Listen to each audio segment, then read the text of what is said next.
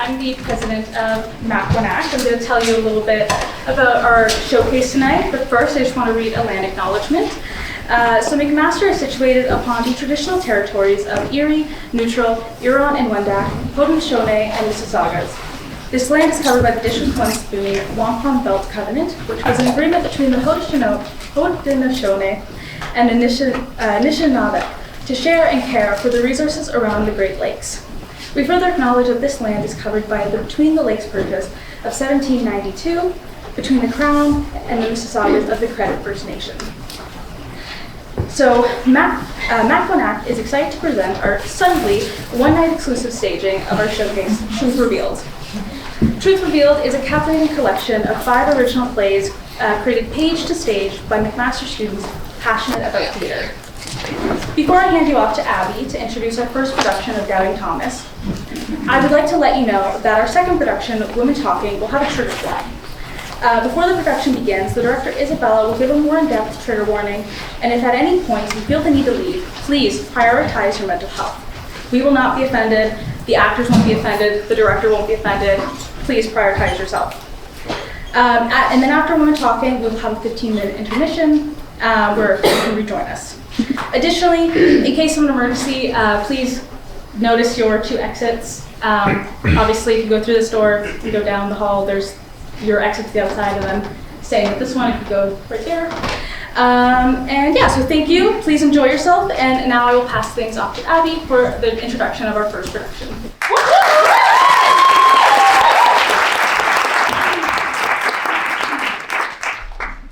Hello, everyone.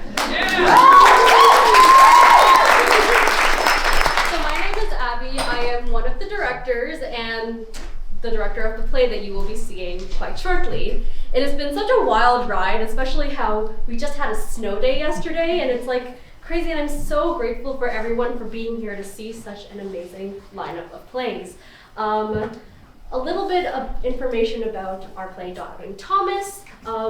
It is what I would like to call the descent of a singular man. What would you do if you had everything that you wanted? You were happy, but there was one thing that you could not get, and that one thing you will strive for. That descent of a man is what you will see today, written by one of the people who is acting in our show, Milo, Vanden, Hoven, and I'm very excited to announce Doubting Thomas.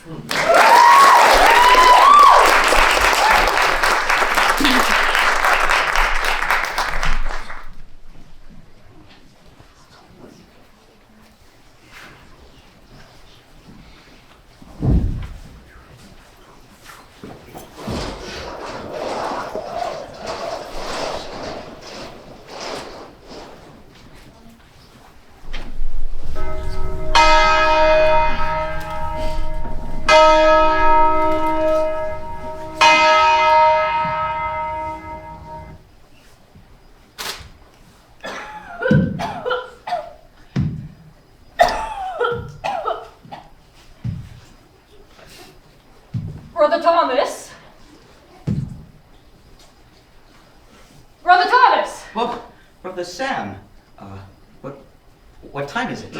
It's daybreak. Daybreak? Oh, good Lord. Don't swear. I'm sorry, Sam, but I can't help in the fields today. I just can't. I wouldn't like to plow them either, Thomas, but with King John's taxes, it's not like we have much of a choice. Come on, it's the last harvest before winter. We have the whole field to get through before sundown. I can't, sorry. I just can't. Lady Bresalak is coming this morning, and I cannot have dirt on my robes when I talk to her. All right. Fess up. What? I know you, Thomas. You're up to something. You spent more time here over the past month than in our cabin. Well, it's not unheard of for a monk to pray in church. You only pray when you want something. I do not. Then, what were you praying for just now? Well, Lady Bresalak's poet passed away last month. Yes, it was very terrible, very terrible. Hey, give that back. Well, what do you think? It's very good. Which is despicable. Thomas, the man's hardly cold in the ground. Oh, save your morals, Sam. I'm not doing this for my sake. It's all for...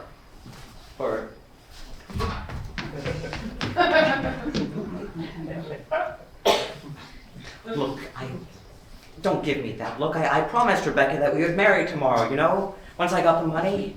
Oh, Sam, haven't you ever felt her hands? I would be thrown out of the monastery if I went around feeling women's hands. No. I mean, they're rough. They're working woman's hands. But if I get this patronage, then I get money. I can give up my vows, and we can get married, and then soft hands for my Rebecca. Look, the royal poet sits in that chair. Lady Bresalak sits in that one. And with my prayers, that royal poet will be me. Thomas. I don't think you should spend your prayers on that. I don't think God will like what he hears.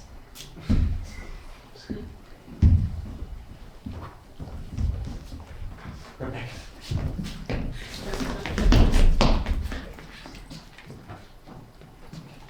As you can see, my Lady Bresalak, we've been able to plant twice as much wheat this year. Why, we need 2 brothers on duty just to get through it all.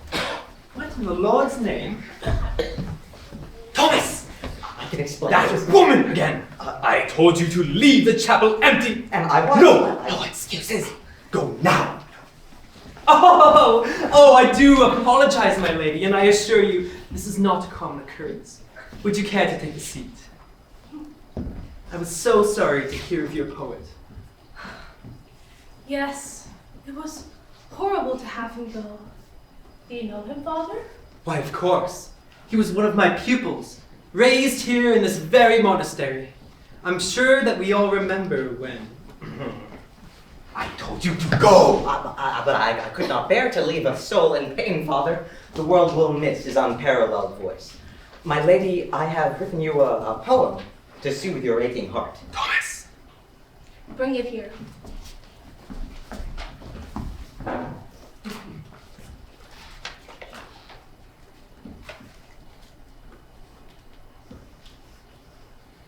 Reverend, do ye call me and let your men write such filth?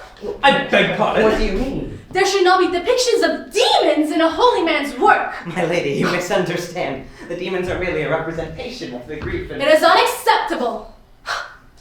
Peter, come here. Take a seat and give me your poem, my friend.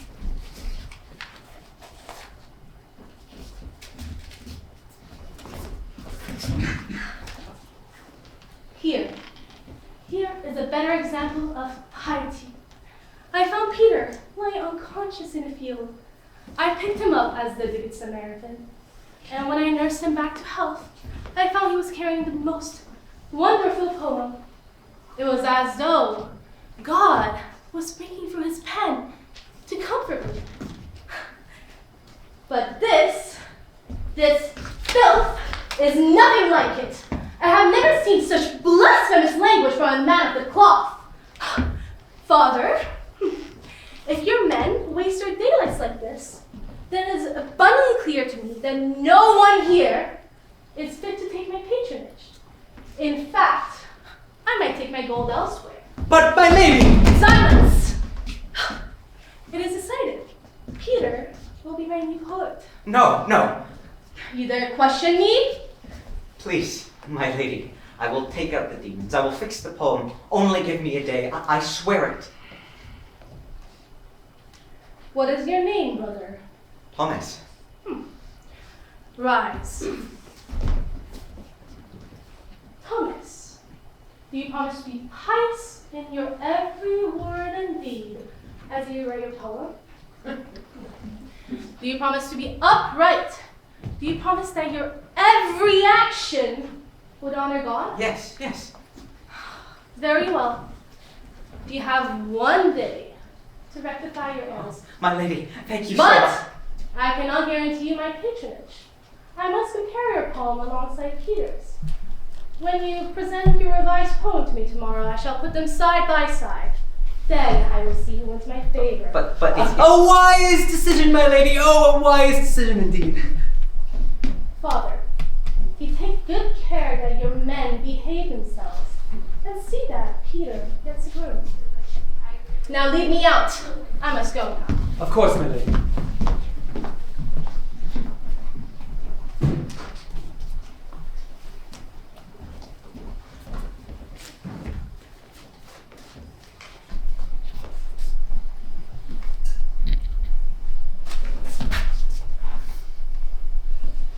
Look, boy, I'll sit in that chair if it's the last thing I do. And there's nothing you can do to stop me. All right?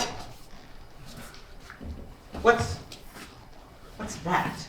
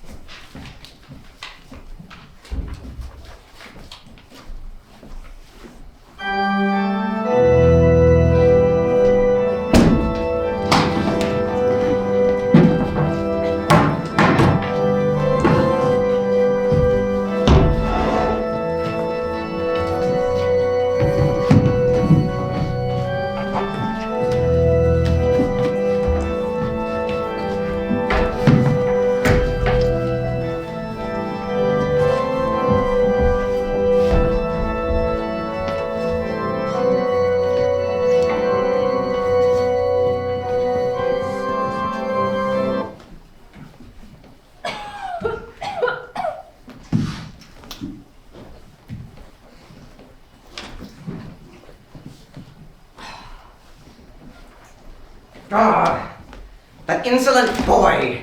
Oh, calm down. I'm only saying, Sam, I have my suspicions about him. I mean, does it mean nothing to you that he's wearing white when anyone knows any humble man of the cloth wears black? If you're coming after people for wearing white, there's a whole flock of angels that'll be cross with you. Angels? He's no angel, Sam. I know what he is. Trying to cheat Lady Bresalak out of her generosity. She said, she picked him up in a field, as you would a beggar. As if. He was wearing jewelry. I saw it. It was a band on his wrist with a white circle in the center, all marked up with black numbers. Tell me, Sam, what beggar wears gold upon his wrist? Thomas, don't speculate. Haven't you read Proverbs? Without wood, a fire goes out. Without gossip, a quarrel dies down. It's not gossip if it's true. I mean, he's obviously rich, yes. He's rich. He doesn't need to be here. Why is he here if not to play at being poet and cheat me out of what's mine? I have to rewrite 7 stanzas because of him, Samuel. 7! Thomas, you calm yourself or I'll get the Abbot. You never got him when Rebecca came to my window, and you won't get him now. You know I make an exception when it comes to you and her. Well, it doesn't matter anymore, because now that I don't have the patronage, because of this Peter, I don't even have the money to marry her anymore.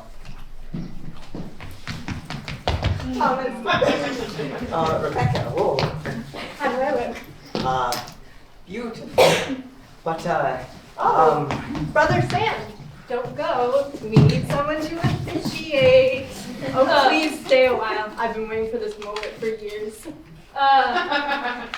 Not now, Rebecca. I'm being moved to the stables. The stables? But it's cold as death outside. Abbot's orders. Well, this is the first I've heard of this. I mean, what about your cough? I think I had better go and get the Abbot right now and see about getting you out of those stables and back in here. On. We must get married first. Rebecca, you see, the thing is, I can't. What do you mean? Well, it's just a question of, what are you doing here? Ah, Peter, I see you found your room.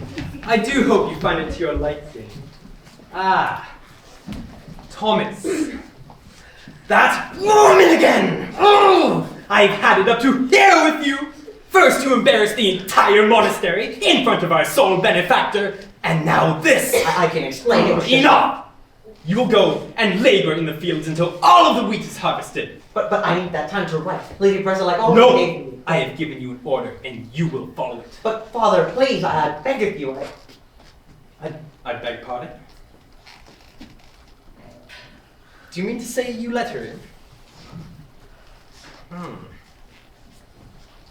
Peter, I expected better of you. Fine. You will go and help Thomas in the fields. Perhaps if you work fast enough, you'll get your precious time to write, and don't do it again. And Thomas, if I see you with her again, that will be the day that you leave this monastery! Yes, Father.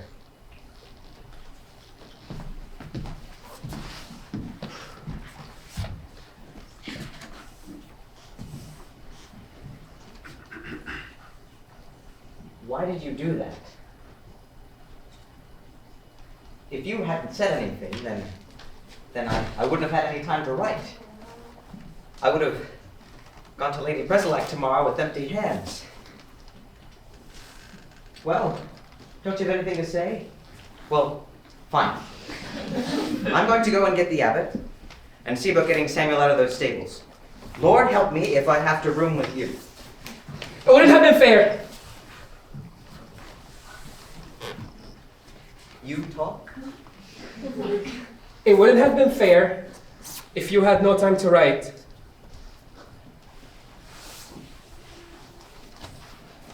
What are you playing at? Nothing. Oh, don't give me that. I know you're not here for a little poetry competition.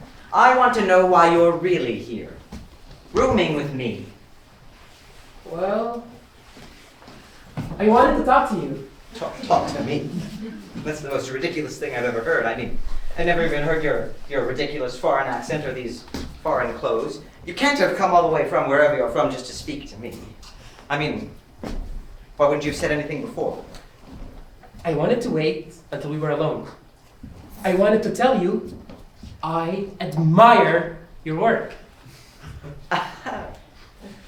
Really? Well, tell me how you could admire work that's never been published. If all the world in tandem were to die, I'd seek the remainder in your beauteous eye. How do you know my... You write beautiful sonnets, you know. Odd for a man who's taken his vows. Can I see your poem for a second? But what are you going to do? Here, What's this? read it.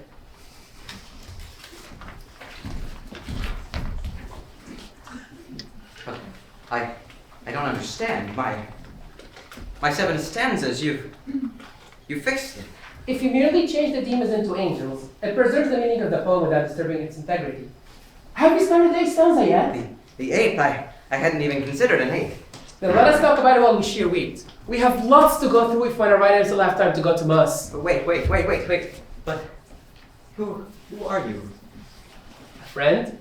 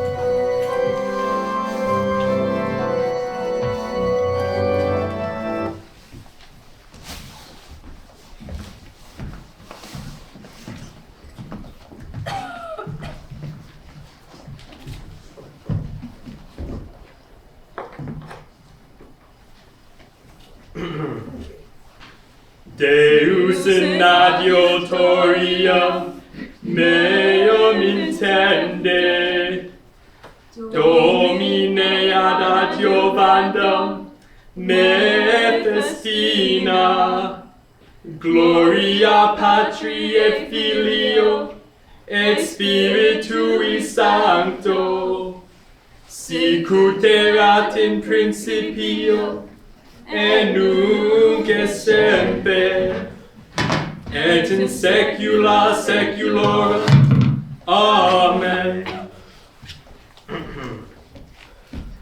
I, Daniel, was in mourning. I knelt on the banks of the Tigris, and I prayed for guidance. But then I looked up, and a man appeared before me. He helped me up.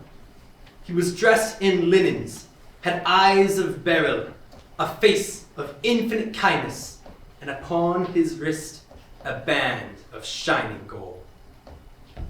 "Do not fear, Daniel," said the man, "for from the first day that you began to pray, your words have been heard. I have come here to help you. I am an angel of the Lord."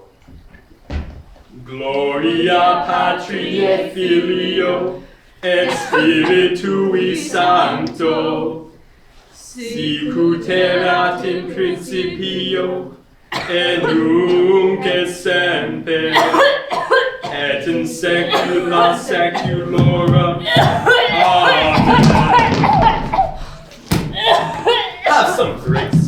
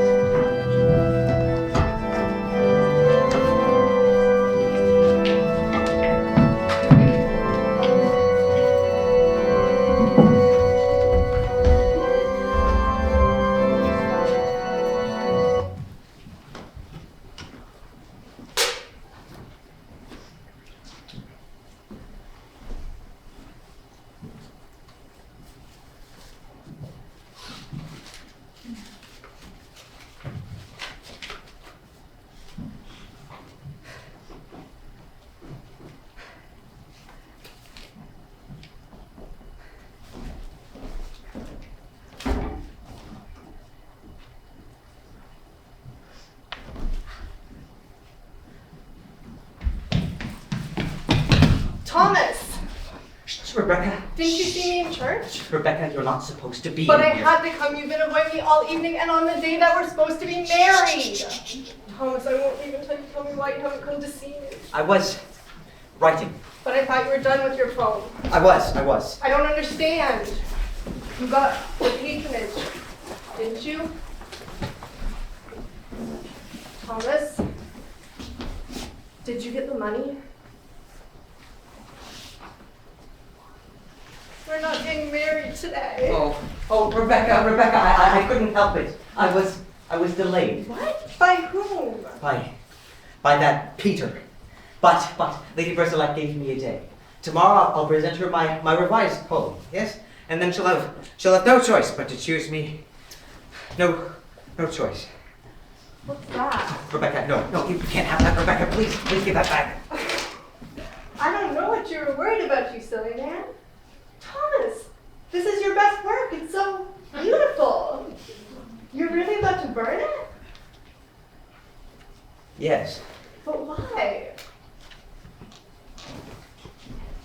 because it's not mine. It's his. Go. Do what you're about to do. I can't. Thomas, please. I can't. Please. Rebecca, I tried and I can't do that to Peter's poem. I just can't. Thomas, I want a life. I want children. I want us to have that money, but to do so, you must burn this poem. Don't tell me that that man means more to you than your future wife. Don't refuse that all to me. Burn the poem, Thomas. Please. Please.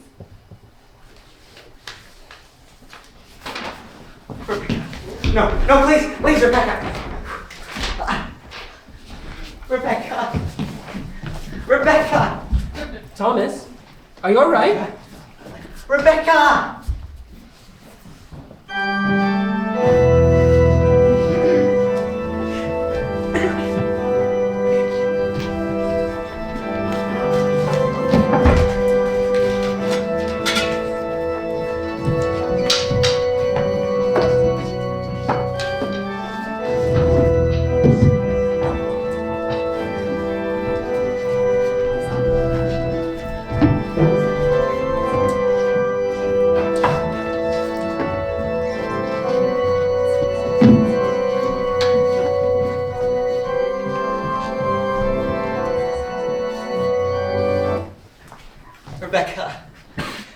Rebecca, are you in here? Rebecca! Please. It's a good thing that all the wheat was harvested, else this frost would kill it. It is only thanks to your goal that we are even able to keep the rooms warm. Oh, I do hope that Sam can weather it in the stables tonight. This cold will be bitter. Yes, I prayed milk in the morning. I cannot read in the cold. Reading. Ah, yes. Do you know who you'll choose, my lady? Yes, Peter will be my poet. I would have thought you'd have decided already. Once he's inducted, I will be glad to count him among one of your members, and us, still a recipient of your gold. Yes, nothing short of a miracle could make me choose otherwise. He is touched by God. And that Thomas, I gave him in the day that he wished. But it is as you say. Come, it is monstrous cold and very late.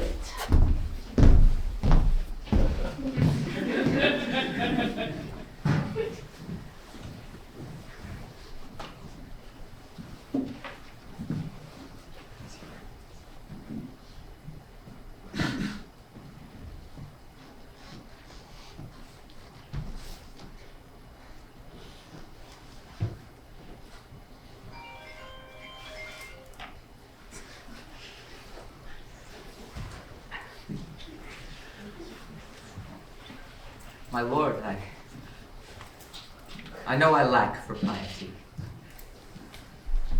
But why are you testing my imperfections? Why did you send him to me? Lord, I know that Samuel sleeps alone in the cold tonight, and it's only because of my negligence that I forgot to fix it. I know that I have not acted as should a monk. But have I not acted as would any other man? Have I not prayed with fervor, even if I could not pray for just causes? Have I not promised my all to my wife, even if I could not give it? Have I not finally given your messenger, Peter, my trust, even if I had before withheld it? Answer me! Lord, do not leave me. Hear my plea. If you sent Peter here, then you can send him back. Lord, I know I left Samuel to sleep alone in the cold tonight, but do not leave me here as I left him. Please, Lord, I beg of you, hear my prayer.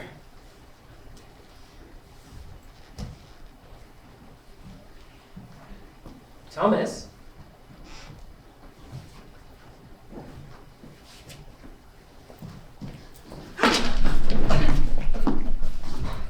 Thomas? Come. Do you want to end up with Brother Samuel's Gough? I'm lucky I just heard your loud prayers. I just ran into the Abbot and hopefully our rules will be switched back tomorrow. It would be such a terrible shame if Brother Sam was to still sleep out in the cold. Lord, he even does what I forget to do.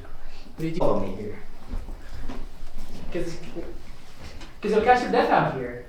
And about that woman. Go and tell the Abbot that you saw me with her. I wouldn't do that. Go ahead and do it. It'd be easier for the both of us if I were thrown out. Thomas, I will not tell the abbot. Oh, spare me your pity. Lady Bresalak is going to choose you, you know. You must have known that. This was all a game for you, wasn't it? I didn't know that. Spare me your false modesty and leave me. Stop, Thomas, listen! I said leave me.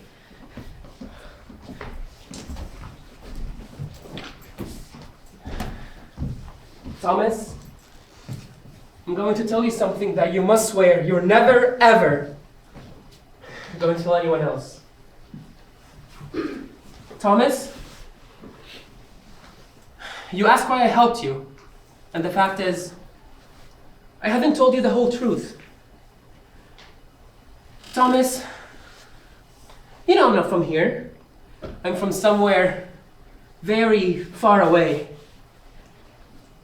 In this faraway place, we have large libraries and many books, including yours. Thomas, I have read everything that you have ever written and everything that you'll ever write. I have authored about you very long papers. You seem to me a very troubled person. What had happened to you that cast over your talented writing with such melancholy? Thomas, in this faraway place, they have had made a way to go back. I wasn't supposed to use it, but I couldn't let that chance slip by to meet the one I had for so long admired. To find out what happened and help you. Forgive my impudence, Thomas, but that is why I helped you. To see your process, to see you. Tomorrow, I go back. Now you'll see that Lady Bresalak can't pick me, Thomas. Not for long. The patronage will be yours, and you'll write many successful books. You'll be remembered forever. I promise. And if you still really died from that place, then here's proof.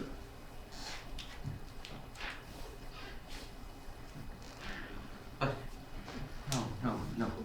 That's why you look like that and talk like that. No. Thomas, it's all right. No. I can't believe that I really thought you were. What? I thought you were in. What racket disturbs a chapel at this hour? My lady, I'm so glad you're here. I have something to tell you. What in the Thomas, get up, I say! I heard shouting. What do you think you're doing? My lady, I have something to tell you. This man is a demon. Peter? And here is the proof. What sorcery makes it move on its own? What do you say in your defense? Milady, you know I'm merely a man. Seize him! Thomas, my friend, I've given you my help and my gratitude. Please, say something! Thomas, have mercy. I said you'll get the patronage, your wife, your writing. I do not threaten you. Please, have mercy on the man who helped you. Take him away! Thomas! Help! Help me! Thomas!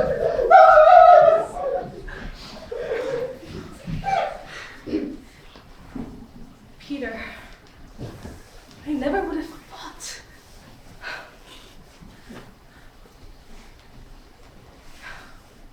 Thomas, you have done me a great service. You have shown me the evil in my midst. What would have belonged to him now belongs to you. The title of court poet and my patronage. Now, if you'll excuse me, it is very cold.